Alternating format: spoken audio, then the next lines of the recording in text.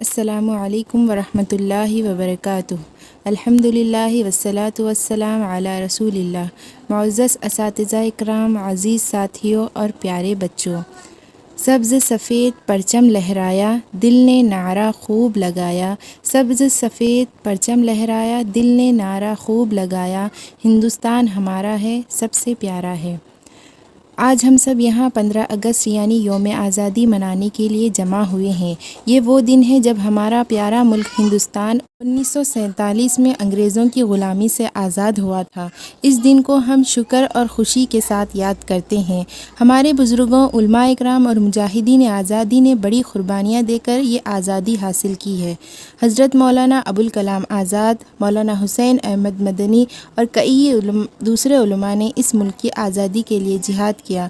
ہمیں چاہیے کہ ہم اپنے ملک سے محبت کریں، اپنے مدرسے میں خوب دل لگا کر تعلیم حاصل کریں اور اچھے مسلمان اور سچے ہندوستانی بنیں۔ آخر میں ہم دعا کرتے ہیں، یا اللہ ہمارے ملک کو امن، سلامتی اور ترقی عطا فرما اور ہمیں اس کی حفاظت کرنے والا بنا، آمین۔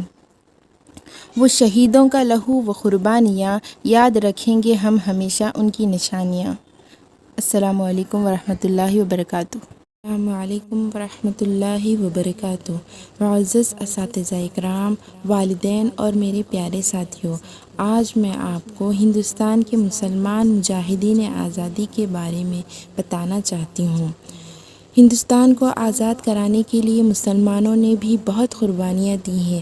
انگریزوں کے ظلم کے خلاف مسلمانوں نے بہادری سے جنگیں لڑی ہیں۔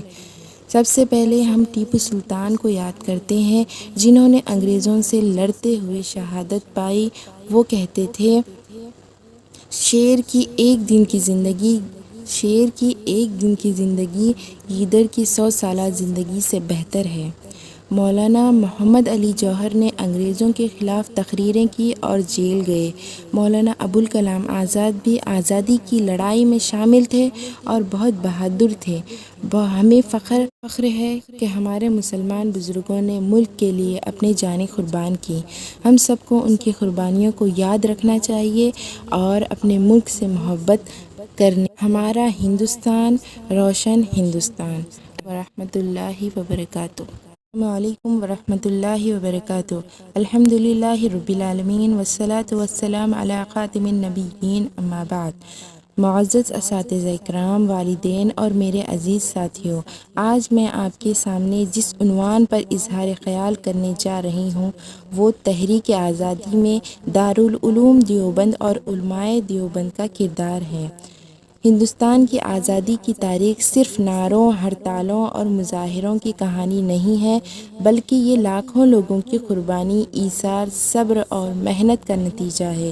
یہ حقیقت ہے کہ مسلمانوں نے نہ صرف انگریزوں سے مسلح جنگ لڑی، بلکہ تعلیمی، فکری اور سیاسی میدان میں بھی ان کے خلاف بھرپور جدوجہد کی۔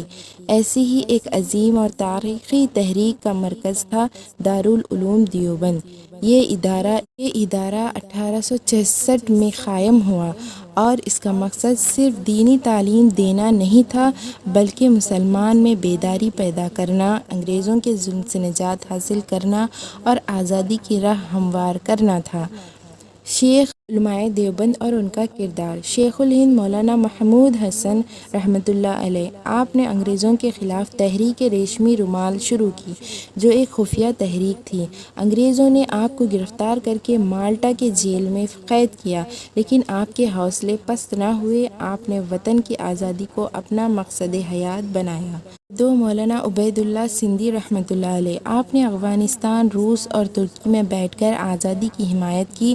آپ ایک عظیم سیاسی مفکر بھی تھے، جنہوں نے دارالعلوم دیوبند کو عملی میدان میں قیادت دی۔ نمبر 3، مولانا حسین احمد مدنی رحمۃ اللہ علیہ، آپ نے ملک بھر میں جلسے کیے، نوجوانوں کو بیدار کیا اور کئی بار جیل گئے۔ آپ کا مشہور نعرہ تھا، قومیں وطن سے بنتی ہیں، قومیں وطن سے بنتی ہیں، مذہب سے نہیں۔ نمبر 4 مولانا اشرف علی تھانوی رحمۃ اللہ علیہ، مولانا مفتی کفایت اللہ رحمۃ اللہ علیہ اور دیگر علماء نے بھی عملی، فکری اور روحانی قیادت کے ذریعے مسلمانوں کو بیدار کیا اور آزادی کی فکر کو زندہ رکھا۔ دیوبند کی تحریک کا بنیادی پیغام ہندوستان صرف ہندوؤں کا نہیں بلکہ تمام مذاہب کے ماننے والوں کا وطن ہے۔ علم، اتحاد، قربانی اور صبر کے ذریعے ہی آزادی حاصل کی جا سکتی ہے۔ دین کے ساتھ ساتھ وطن سے محبت بھی ایمان کا حصہ ہے۔ ہم نوجوانوں پر فرض ہے کہ ہم ان علماء کرام کی قربانیوں کو یاد رکھیں، ان کی مشن کو آگے بڑھائیں اور اپنے ملک کی سلامتی، ترقی اور یکجہتی کے لیے ہمیشہ تیار رہیں۔ اللہ تعالی ہمیں ان بزرگوں کی قربانیوں کو سمجھنے، ان پر عمل کرنے اور اپنے وطن سے سچی محبت کرنے کی توفیق عطا فرمائے۔ آمین یا رب العالمین۔ السلام علیکم۔